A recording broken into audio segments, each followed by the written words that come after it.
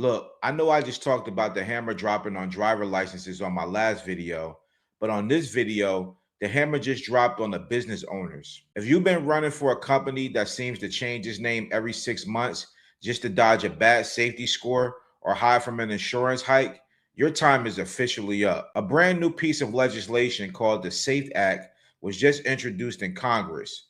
It stands for Safety and Accountability in Freight Enforcement, and its only job is to kill off chameleon carriers once and for all. Now, before I deep dive into how this is going to change the game for every owner operator and box truck business in 2026, I want to make sure you have the facts. When you're done watching this video, I want you to go down to the description box and click the link to the official news release from the American Trucking Association.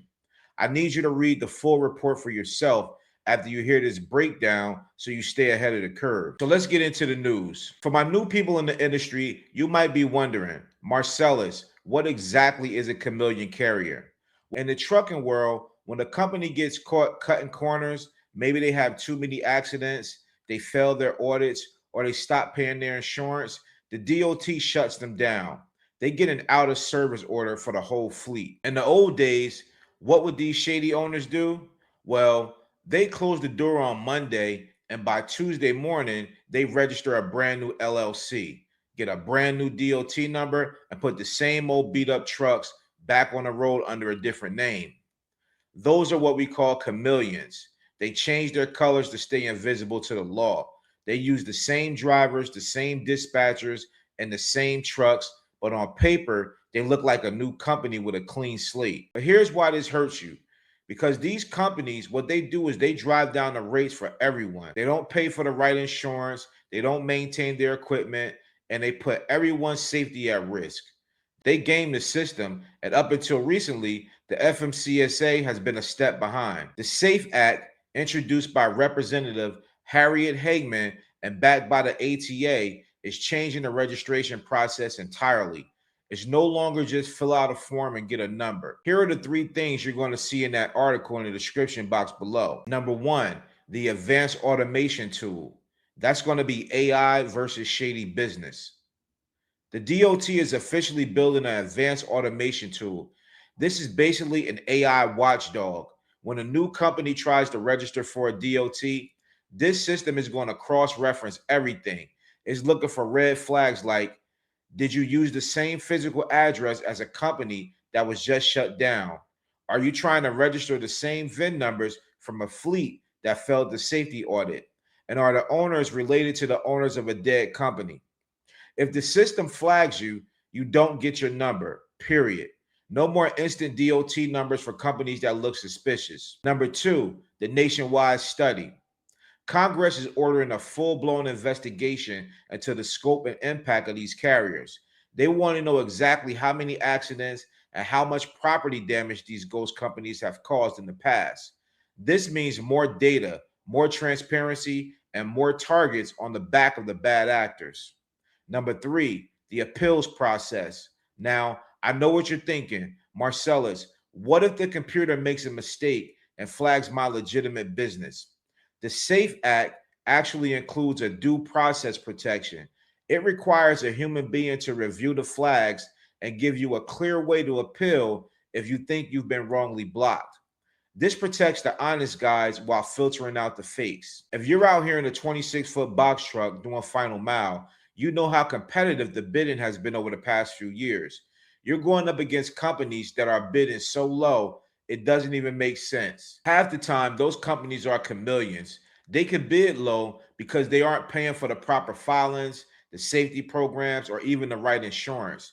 They take the money, run the equipment in the ground, and when the DOT catches up, they vanish and reappear as a new name. When the SAFE Act clears these guys out, the capacity in the market drops.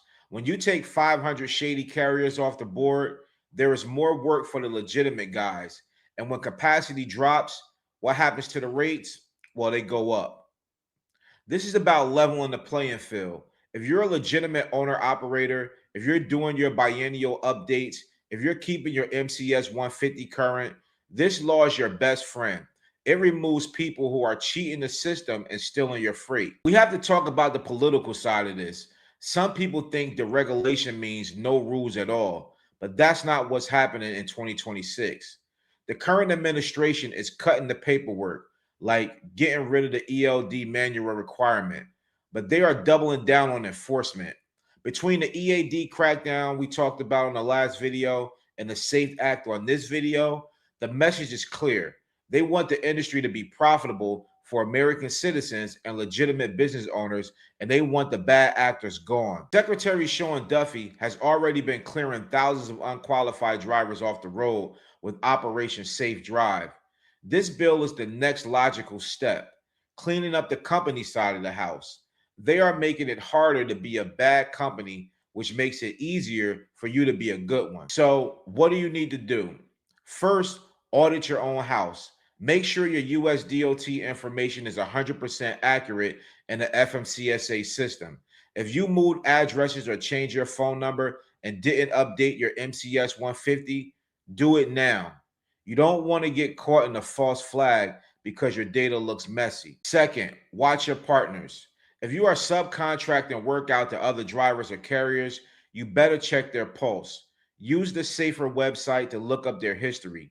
If you see a company with a brand new DOT number but a long history of associated business, be careful. You don't want to be tied to a chameleon when an automated tool starts sweeping the database. The trucking industry in 2026 is moving fast. We are seeing more changes in the last 2 weeks than we've seen in the last 2 years. If you want to stay in the game, you have to be a student of the business. Don't just drive the truck, manage the business. Now that we're at the end of the video, remember to go down to the description box right now, click that link to the ATA news release, and read the full details on the SAFE Act. Knowledge is power in this game, and I want you to have the same info the big fleets have. Let me know in the comments, do you think the SAFE Act is going to help the small guy, or is it just more red tape? Make sure you smash that like button, subscribe to the channel, share this video, and turn on your post notifications. And if you're trying to start a box truck business, check out my free course on YouTube. The link is in the description box below. Also, check out the video below on the screen where I talk about the Wild West of trucking. On this video, I deep dive into the history of commercial driver's license. I talk about the Commercial Motor Vehicle Safety Act of 1986, the messy 5-year transition period that followed, and the grandfather clause that saved thousands of OG drivers from losing their job. Now, once again, I'm Marcellus with Trucking with NBR. Stay safe on the road, and I'll see you on the next video.